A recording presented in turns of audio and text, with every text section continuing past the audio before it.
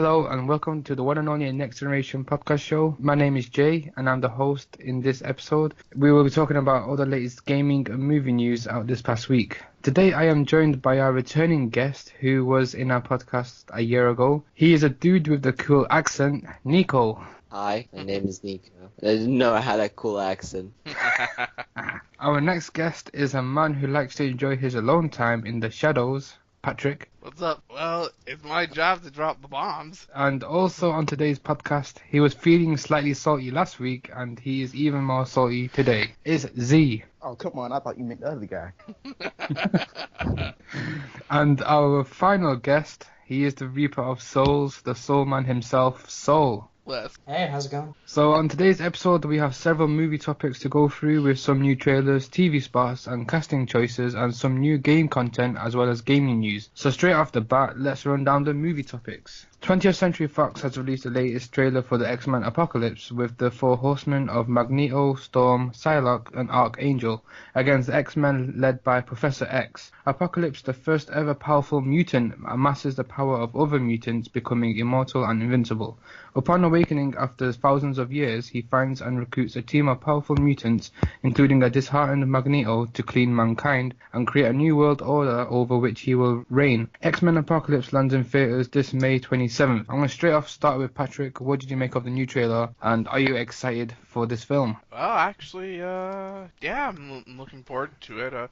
That one was a slightly good interpretation of what to expect to come for X-Men Apocalypse, and I'm just surprised to see certain characters on the bad side. On the plus side, Psylocke is very much... Not even been like 5 minutes and you're already dropping like what, a zillion F-bombs. And I haven't even gotten started. So let me start off here by saying this is a brand new trailer and it showed quite a lot of new footage that we've not seen before. So you've seen the trailer from the previous ones. You see Apocalypse, the Four Horsemen, obviously Magneto looking sharp, and you get to see Psylocke in this one where she cuts the vehicle in half. That was pretty fun. I think she'll be one of the big hits in this movie for me, I think, anyway, like a popular character, getting to see Psylocke. And also, I'm not too sure about Storm. I mean, obviously from the first three, it was Halle Berry playing Storm, so it's a complete new casting choices that they've put in this one. But judging from the trailer, it looks good. I'm sure it's going to be just as good as X-Men Days of Future Past, which I'm hoping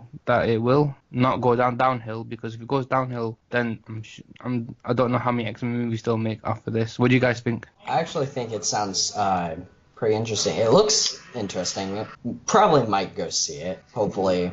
Not entirely sure yet. Just want to mention, for Soul, I do apologize for his background noise. He's having to mute his microphone every time he has to say something. Nico, what do you make of the trailer? Well, I found it interesting. I don't know if anybody noticed, but there was no Wolverine in that trailer. Yeah, a lot of people are saying that he might make a cameo appearance in that film, and some people are saying that he might not even appear at all, because we all know that he's retiring soon, and he's going to be playing Wolverine for the last time in Wolverine 3, his standalone movie. I didn't know much about this movie, but I'm surprised it's already coming out in May, unlike something else on this list coming out in 2019. But I'm surprised that they're especially this year, they're dropping in a lot of superhero movies in really short time spans. Like, we just recently had Deadpool and stuff like that. Amazing film.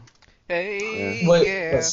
Z, did you see the trailer? Yeah, I seen the trailer. It seemed like it's gonna be better than the last movie. Whoever the freaking super mutant is has to die. What's that, sorry? Whoever the freaking super mutant is has to die. That was A super mutant. You don't like the mutant who has the absolute best name ever? Apocalypse? It's gonna be super hard to kill. Exactly. Yeah. Have you seen how many mutants are in this film? They got Jean Grey, they got Nightcrawler, they've got Cyclops, Beast. Havoc, all these guys. Come on, man. They got Beast, they got Psylocke, they got Mystique, they've got Professor X. That one shot. McAvoy or Stewart? The timelines get confusing for me sometimes. McAvoy. But you see one shot of Professor X with Apocalypse, and his size gets bigger and bigger, and he's got a hold of Professor X on the floor and swings him, and you can see that shot. That was a new shot that they showed in the trailer. That was pretty good. It's got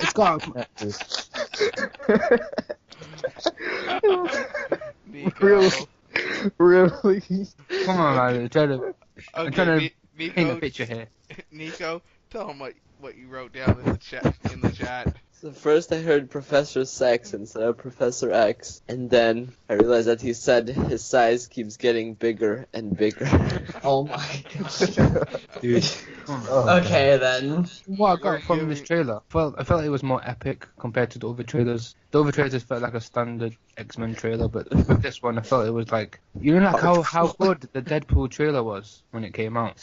Everybody had the right buzz about it. That's what I felt about this trailer. It kind of leveled it up a bit from the previous ones anyway. I don't know if you guys checked out the previous trailers, but if you compare the first one to this one, it was a major improvement. It looks like they cleaned up the Apocalypse character as well. It's not as Power Ranger looking, and as some people said in the first one that they comparing him with other characters and it looks a bit like an Avatar and all that. But in this one, he actually looks a lot more to his comic character in the comics. If you look at the comics pictures, Throw in there that looks like Mystique is gonna die. you think?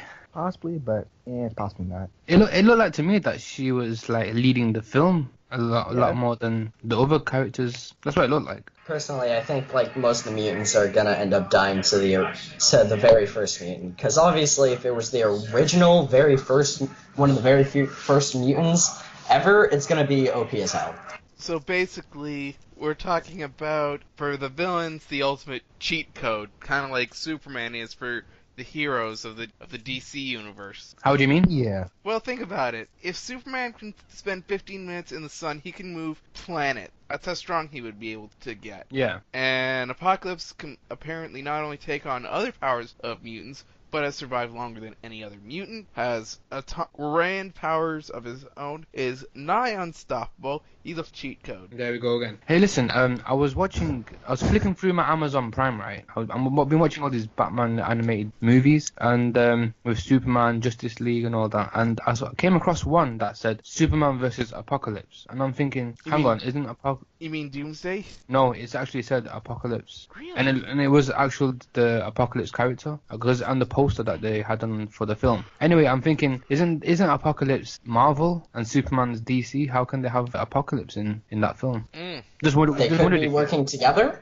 I don't know. That's what I'm thinking. It's like, is it a crossover or something? Or it might be some other apocalypse. Well, there is a planet called Apocalypse in the DC universe, and its leader does look stunningly like Apocalypse, aka Darkseid. But maybe what you saw was Darkseid. Was it spelled with a K? No, it's actually spelled Apocalypse. Apocalypse with a K or Apocalypse with a C? With a C. It's actually called Superman/Batman Apocalypse. Here you go. I found it. Check it out. Wikipedia. Wiki! That's what it was. That's what I was thinking. If you look at the poster, it's actually got Apocalypse on it. So maybe there is Apocalypse in the DC universe. No, that's Darkseid. That's the code. Oh, so the film's actually just called Apocalypse. Yeah. Confirmation from Disney that Indiana Jones 5, starring Harrison Ford, will reprise his role, and Steven Spielberg will be back to direct it. And the film will come out in the summer of 2019. So straight off the bat, I'm just gonna say, I don't know why they're making a number 5. I think the last one was a complete rubbish movie. I mean, the only way they're gonna actually make this film a lot better is if they come up with something more original than stupid aliens and floating skulls, if you get what I'm saying. Another Michael Bay movie. Coming to you. No. It's not Michael Bay. It's not Michael Bay. No, I'm saying that'd be hilarious if it pretty much was. That'd be even more stupid, I think.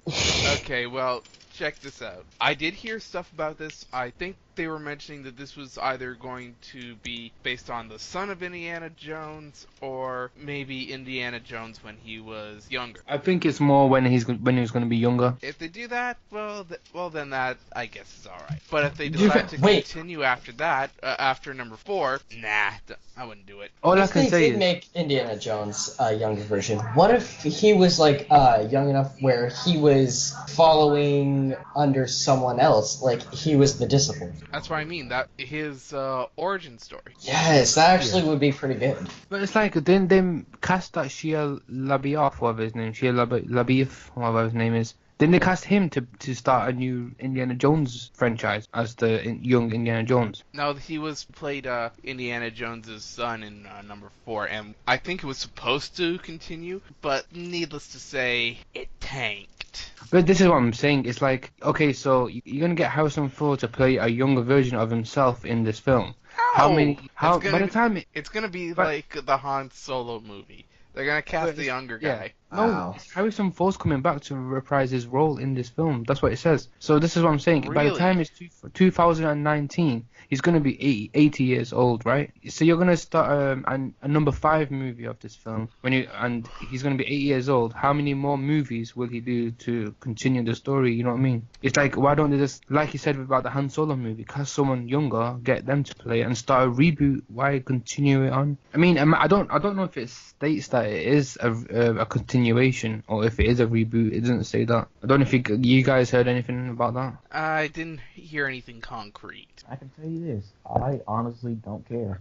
You and me both. Me neither. Yeah, it's like what, three years away. So, Nico, you want to say anything about the Indiana Jones? I just wanted to say it's called Indiana Jones 5, right? So That's not the official title. It's just that. I was gonna say if it's called Indiana Jones 5, then I'm not so sure if it's gonna be the younger person, since it'd be called probably then Indiana Jones the prequel or something like that. Yeah, I'm guessing like they'll come up with a new title. Like the last one was called Kingdom of the Crystal Skulls, and like the other previous Indiana Jones have had titles as well. Even the first one had its own title, Raiders Yeah. of the Lost Ark. Yeah, so I'm guessing they'll probably come up with a new title for the They won't just call it Indiana Jones 5. That's a good point, by the way. What are they gonna call it? The Canyon of Disappointment? The Return of Indiana Jones. Sony released the first Red Band trailer for Seth Rogen and Evan Goldberg's R-rated animated comedy Sausage Party. It follows a group of hot dogs coming to understand the truth about where they eventually end up and when they are in the market and go to a human's home. Seth Rogen and Evan Goldberg wrote and directed the film, and it stars Rogen, Kirsten Wiig,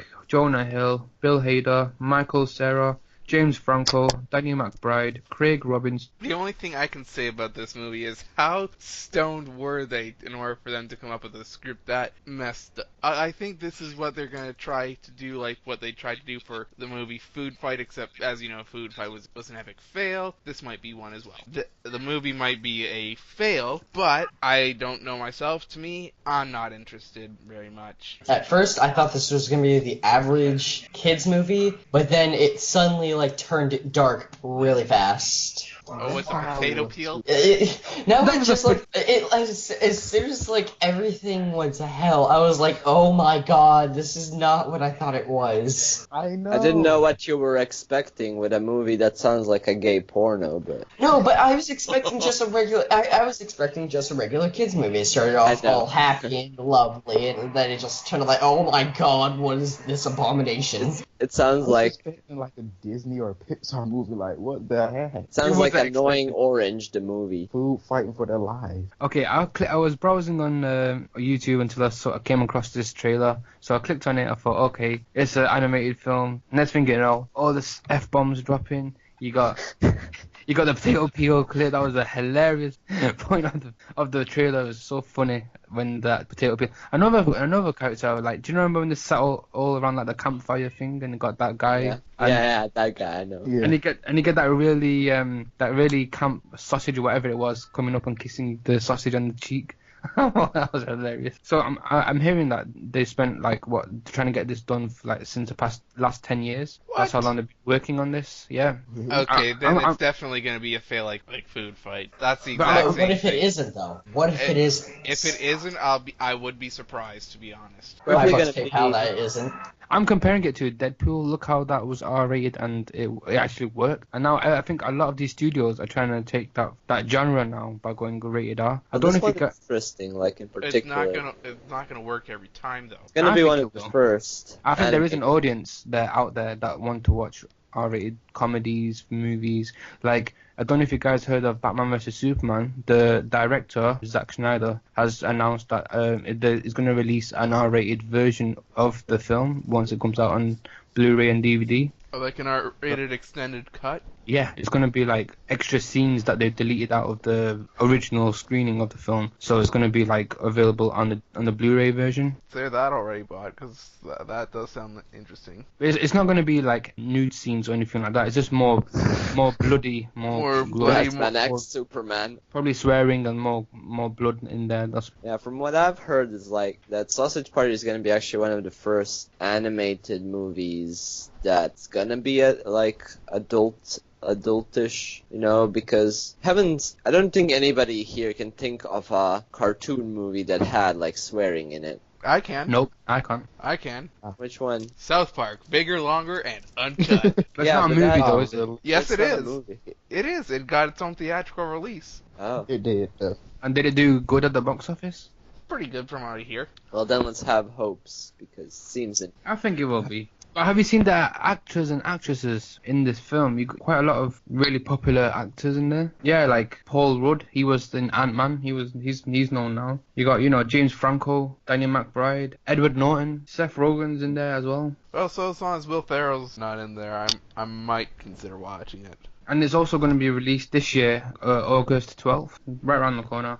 Not long to go. A new extended TV spot for the movie Warcraft has been released online this past week, giving us a better look at the key battle scene between the humans and the orcs. Moon and Source Code director Duncan Jones takes on the popular gaming franchise, co-writing the screenplay Charles Levitt. Warcraft chronicles the battle between two sides, with the orcs leaving behind a dying home world to try and colonize the human world of Azeroth. The film stars Travis Fimmel, Paula Patton, Ben Foster, Dominic Cooper, Toby Kebbell, and the Warcraft releases on June 10th. Well, unlike Sausage Party for me, I might actually go check that out, even though I despise World of Warcraft. It seems like a good movie. You're gonna have a lot of haters on your back. But the thing is, though, is that basically this movie is just, let's make a movie out of a video game. And 99% of the times, those fail. Yeah. But see, And there's this actually a reason movie why. is gonna be like the one that might open the doorway for all game genre movies. We've got Assassin's Creed coming up end of the year. So these two films are gonna be like the make or break for these type of genres. Can I ask you something, Jay? Don't they say that for every video game movie that's ever been released? But if you think about it, Warcraft is one of the popular games out there. So's Need for Speed. That did pretty good at the box office, considering its budget and everything. I mean, I watched Need for Speed, and I thought it was a pretty good, decent film. I'm sure that there are people out there that want to watch this, and we'll soon find out if it is going to be a make or break. You know what I mean? Well, like I said, it does look interesting, and as for that comment I said before, for me, it's just like, World of Warcraft was just something I never got, as in never understood why people want to obsess over a game like that. I mean, I love my video games, but to commit yourself to that, to even skipping most social things just because if you leave, you're not my kind of thing. And that's another one. Consider this- Nico? What I think is there's actually a legit reason why usually these types of movies don't do well. Well, one of the biggest reasons is because people tend to use the whole gaming thing as an excuse for other people to watch the movie, and then they're just going to be like, okay, let's make this good trailer so that we can attract attention, and when we make the movie, let's not use up much of our money. We're gonna get a lot for people that do want to watch it. That's true, considering that Uwe Boll was the guy that made a lot of video game movies, and he was notorious for making shit films, because he managed to find a loophole in like the German tax system, so he was able to make millions if his movies tanked. If you actually think about, I think it was like somewhat, not really a year ago, but around a year ago, there was this game, I don't remember how it was called, but it was about you just killing innocent people. Pretty much the same thing, like, let's make this blow up in media, and I'm gonna get a lot of notice for it, so a lot of people are gonna buy the game to see what this media is blowing up about. I won't actually care for the quality of the game, you know? But from this trailer, it did look like they enhanced the CGI as well. It looked looked more like cleaner, more sharp. It looked pretty good. What they showed for that TV spot Yeah, it anyway. looked pretty good, but that's why still again it's a trailer, so we're never too sure how the full movie. True. I'm just hoping that it's gonna be a big hit, because I know that, hey, look, a lot of people don't like movie genre games. They don't always do well at the box office, right? I've seen some on YouTube where they have short movie clips based off games, and it does look actually pretty good. I don't know any of the names off the top of my head, but I'm guessing Warcraft and Assassin's Creed are going to be two of the biggest movie genre games they've ever made in the film industry. Another like point I want to make is that World of Warcraft is like a huge game. We all know that. And Yeah. if you haven't noticed, if you just make an account right now and play there's a period, I think the first 20 levels you can play for free. I mean, there's always the free servers, but if you play during that, you will notice that there's an extreme amount of less people in the server. I think that using this movie, they're going to try to get attention back to their game, because if World of Warcraft dies, Blizzard will have more problems, you know? I don't think it will die. I think there's still going to be a lot of people that are still going to be playing it, regardless of the movie. You're probably right, but here's the thing. Popularity for World of Warcraft has gone down significantly over the years. Yeah, that's what I'm talking about. If it goes any lower, Blizzard is JWF'd. And you're not going to ask me what that means, right? No. Something to do with sexual... Well, thank you for sharing that piece of information, Patrick. Shadowman, Thank you. 66543. By the end of this, Thank we're you. going to have... Thank you, George Carlin, for introducing that. So onto the game portion of the show. Interesting topic here. So Apple Insider reports that Microsoft has just announced a change in its console gaming strategy by introducing cross-network Xbox Live gameplay. ID at Xbox Program Director Chris Charler announced the move at the same time as announcing native support for cross-platform play between Windows 10 and Xbox One. This means that Xbox Live users will be able to play online with other players on other systems. Of course, it's up to game developers to support this feature, and Xbox Live players will always have the option of choosing to play only with other Xbox Live players, stated Charler. Microsoft also announced that one of the first games to utilize this new feature is Psyonix Rockets League, which will have cross-network gameplay built into the Xbox One and PC versions of the game. Charler also said that Microsoft is offering an open invitation for developers to get involved, but that it will only be up to the providers to create support for cross-network play on their own platform. Okay, so I heard this news, right,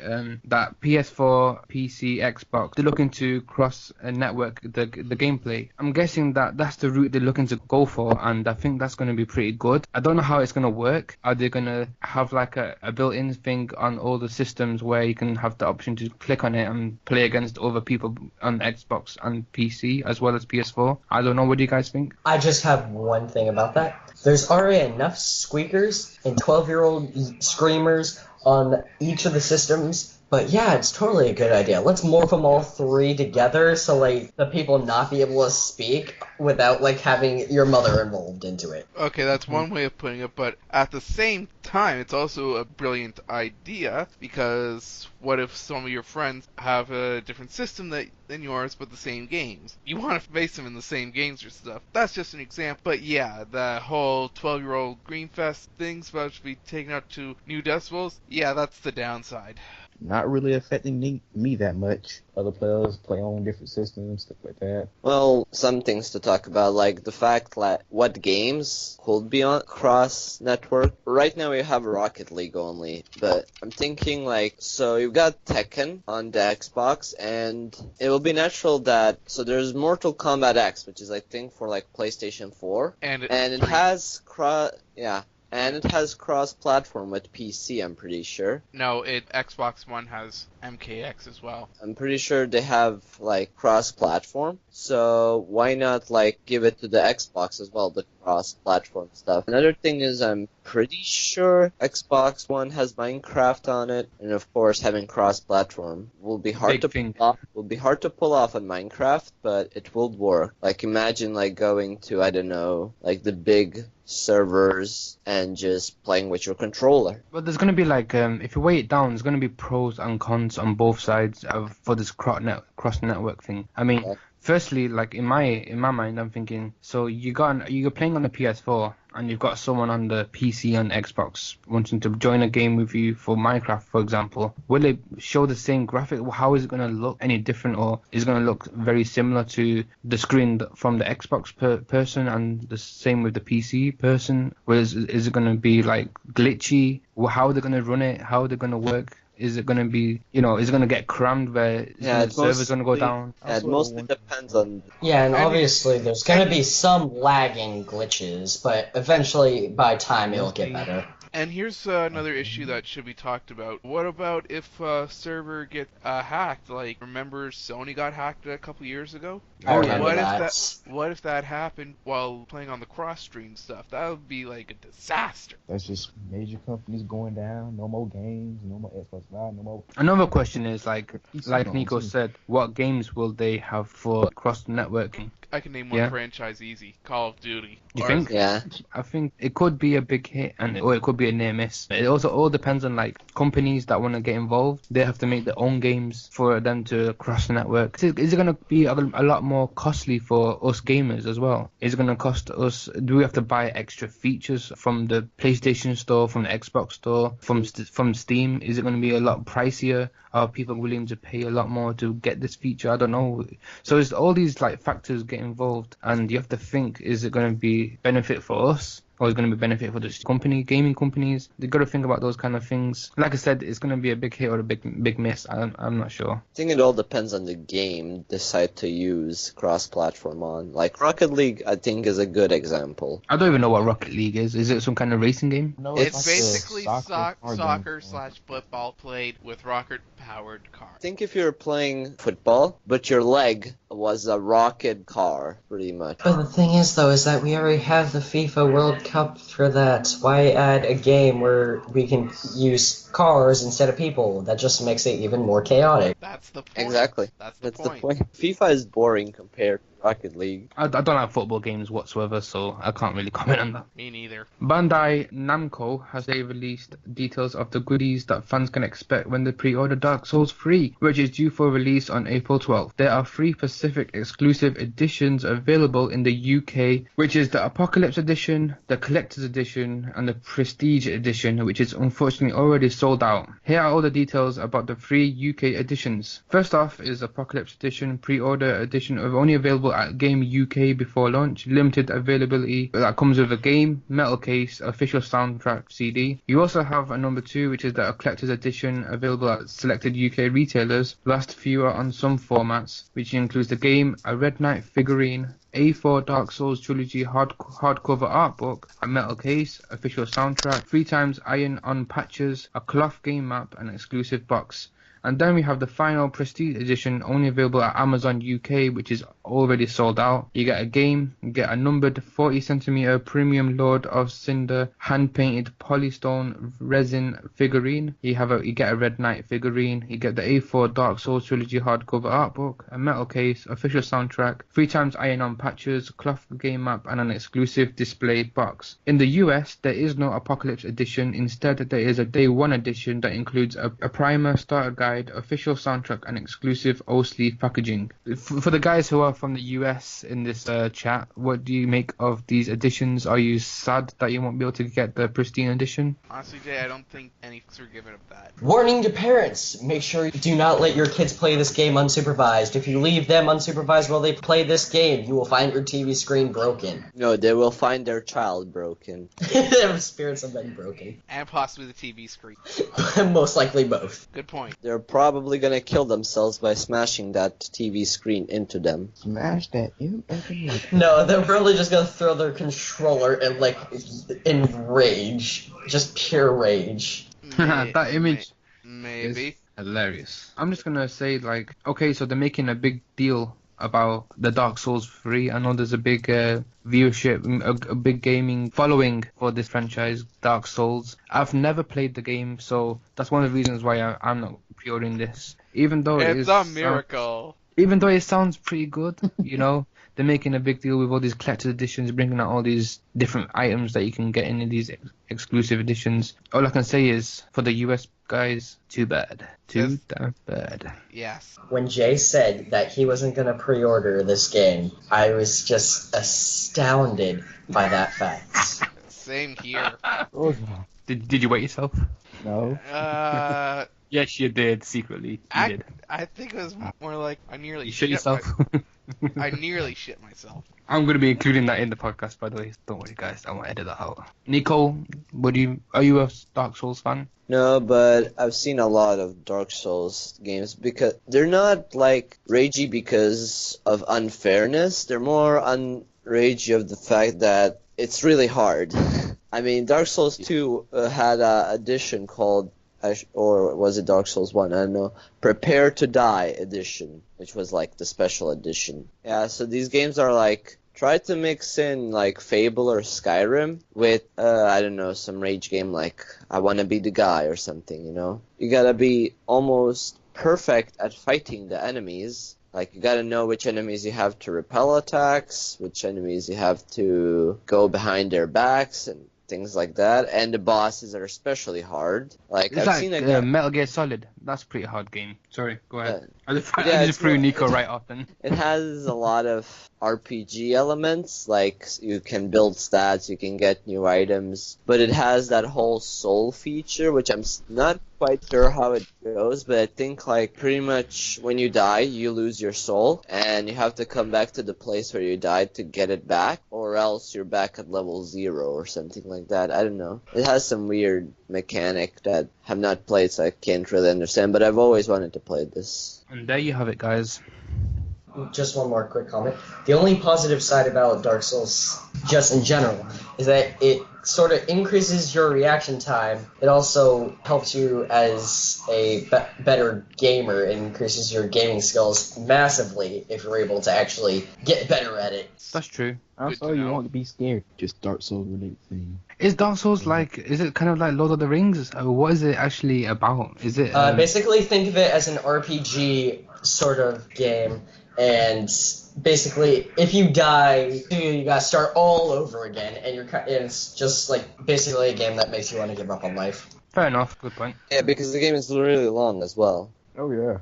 It's not like open world, is it? No, it's just Sort of. Not too open world, but you can choose to which places to go to. Is it like Final Fantasy? I'm trying to like picture what is it like? What kind of game is it like? I mean, you could look up some quick gameplay of it. I could, but it just doesn't interest me. I'm trying to get you guys to that zone. But anyways, Dang. Sony has confirmed the launch price and the release month of the PlayStation VR device for the PS4.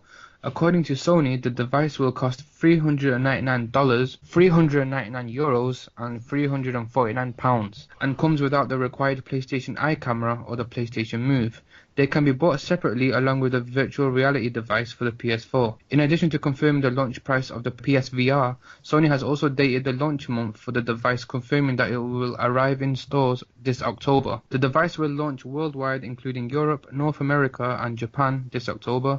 Sharing this news on the official PlayStation blog, Andrew House, president of the CEO of PlayStation, shared the following statement regarding the developer support for PSVR. Today, more than 230 developers are building content for the PlayStation VR, from smaller independent teams to larger studios at the industry's top publishers.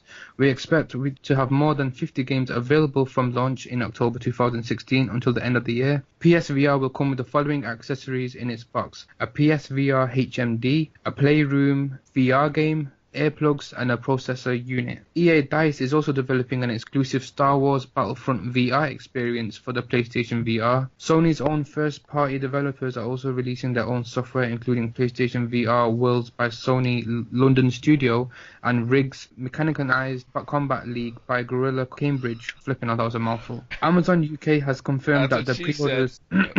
Amazon UK has confirmed that the pre-orders for the PSVR will start this week. Amazon UK has already started the pre-orders for the PSVR, and they have been limited to one physical address per account due to the limited stock. Has anyone heard about this news regarding the virtual reality PlayStation thing that they're coming out with? I only heard a little bit of it. I mean, it sounds intriguing, but again, it's much like the cross-platforming thing. It's something that can either be a big hit or a big miss.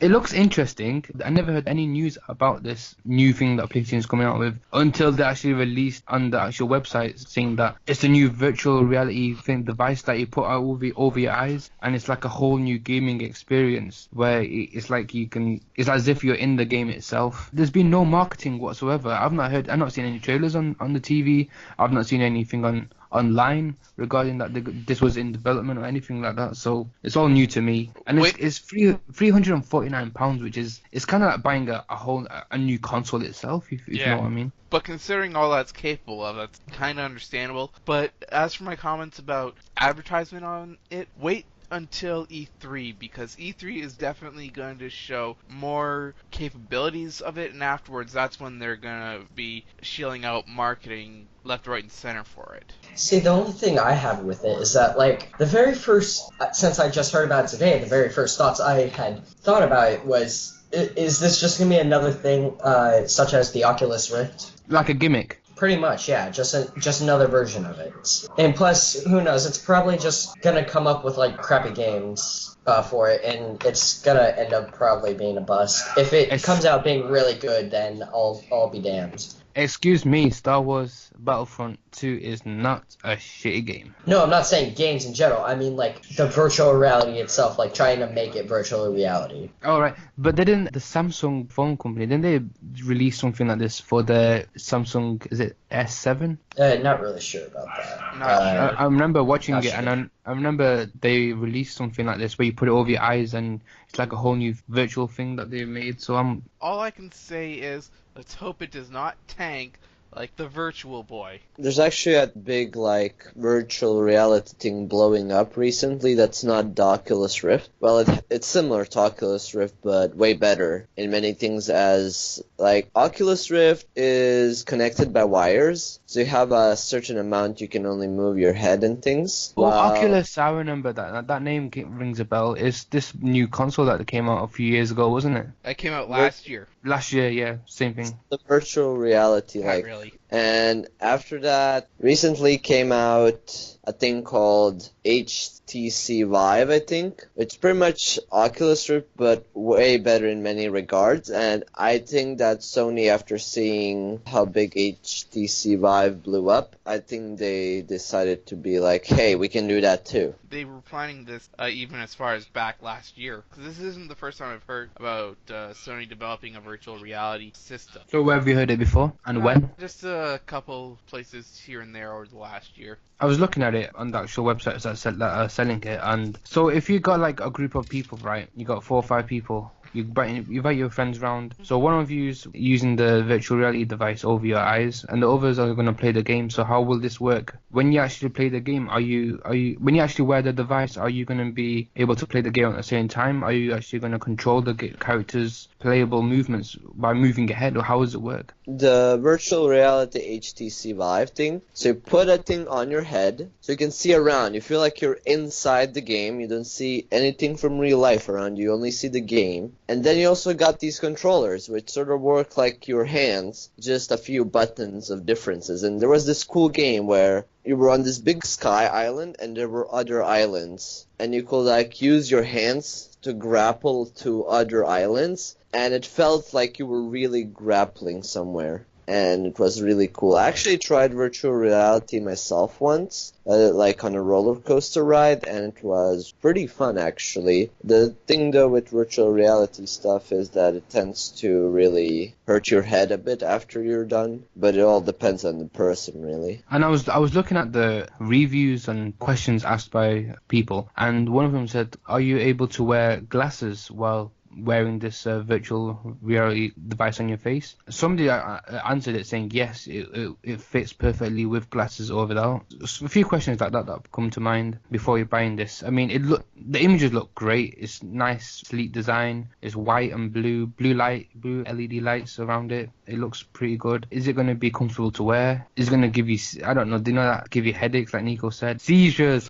Oh my gosh, my pronunciation is crap. Not really any specific opinion, to be honest. Not entirely interested. Yeah, I just see it as an extra feature that people just wants to buy just because, or maybe to make the experience harder or better for them. I have no real opinion on it. This is actually a new topic I just saw on Facebook that's somewhat kind of, I guess, interesting.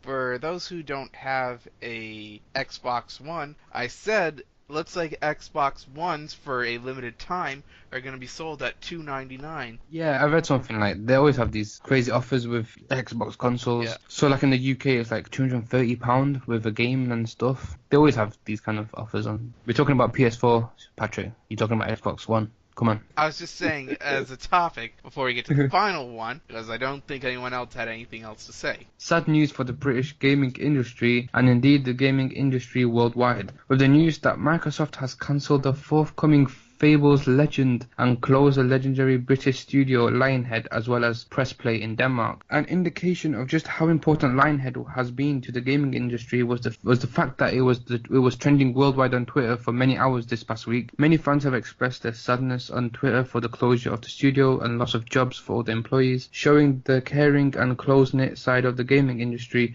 Many executive and employees from the other gaming companies could be seen offering jobs to Lionhead employees on Twitter. So why did Microsoft make this shock move, which was announced by Hanno Lemke, General Manager of Microsoft Studios Europe? It seems from Lemke's comments that Microsoft is narrowing its focus and intends to focus its investment and development on the games and franchise that fans find most exciting and want to play. Fable 3 producer Daniel Gray was just one of the many insiders tweeting in response to the decision, saying, "Really sad to hear the news about Lionhead. Microsoft really are the destroyer of First Play Studios. 7 years ago was a different story." I looked at the little trailer for the Fable Legends things. Kind of seemed like a ripoff for World of Warcraft. Closing down an entire studio, not sure if that was the smartest idea. And yes, that is going to put lots of people out of jobs, and normally not really good for them, or sometimes the company. Yeah, once again, not